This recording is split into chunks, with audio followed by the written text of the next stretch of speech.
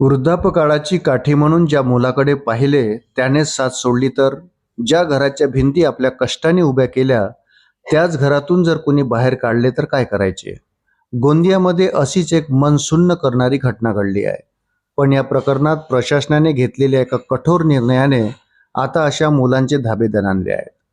रक्ताच्या नात्यात जेव्हा संपत्तीचा विषय येतो तेव्हा माणुसकी कशी हरवते याचे हे जिवंत उदाहरण आहे. गोंदियाच्या गौतमनगर परिसरात राहणारे 86 वर्षाचे हरिराम मंदारकर आणि त्यांच्या 79 वर्षाच्या पत्नी कौशल्या मंदारकर यांनी आयुष्यभर कष्ट करून स्वतःचे घर उभे केले. उतारवयात या हक्काच्या घरात सुखाने जगण्याचे त्यांचे स्वप्न होते. मात्र त्यांचाच मुलगा दिनेश त्यांच्यासाठी कर्दनकार ठरला. मालमत्तेच्या हव्यासापोटी मुलगा दिनेशने आई वडिलांशी सतत वाद घालण्यास सुरुवात केली. शिवीगाळ आणि धमक्यांनी या वृद्ध दाम्पत्याचे जगणे कठीण झाले होते. एका वादाचे रूपांतर इतक्या टोकाच्या संतापात झाले की पोटच्या मुलाने चक्क आपल्या जन्मदात्या आईवडिलांचे सामान घराबाहेर फेकून दिले आणि त्यांना घराबाहेर काढले.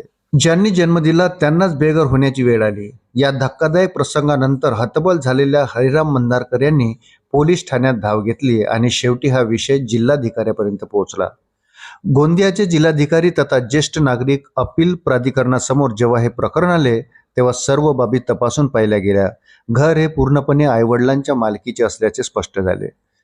ज्येष्ठ नागरिकांच्या हक्काचे संरक्षण करण्यासाठी जिल्हाधिकाऱ्यांनी अत्यंत कडक भूमिका घेतली. संबंधित मुलाला येत्या 15 दिवसाच्या आत घर खाली करण्याचे आदेश देण्यात आले. मुलाने घर सोडायचे आणि आई वडिलांना तिथे सन्मानाने राहू द्यायचे असा हा थेट निकाल आहे. ज्येष्ठ नागरिकांना त्यांच्या घरात सुरक्षित आणि शांततेत राहण्याचा पूर्ण अधिकार आहे, हे या निर्णयाने पुन्हा एकदा अधोरेखित केले. जर मुलं आपल्या पालकांना त्रास देत असतील किंवा त्यांच्या मालकीच्या घरातून त्यांना बाहेर काढत असतील तर प्रशासन अशा प्रकारे कठोर पावलं उचलू शकते.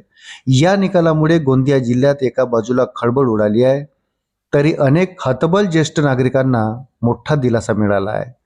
प्रशासनाच्या या भूमिकेमुळे आईवडील म्हणजे ओझं समजणाऱ्या आणि संपत्तीसाठी त्यांना त्रास देणाऱ्या प्रवृत्तींना एक मोठा धडा मिळाला आहे. 15 दिवसांची मुदत संपल्यानंतर आता हे वृद्ध दाम्पत्य पुन्हा आपल्या हक्काच्या घरात पाऊल ठेवणार आहेत. अशाच नवनवीन अपडेटसाठी व्हिडिओला लाईक आणि चॅनलला सबस्क्राईब जरूर करा. धन्यवाद.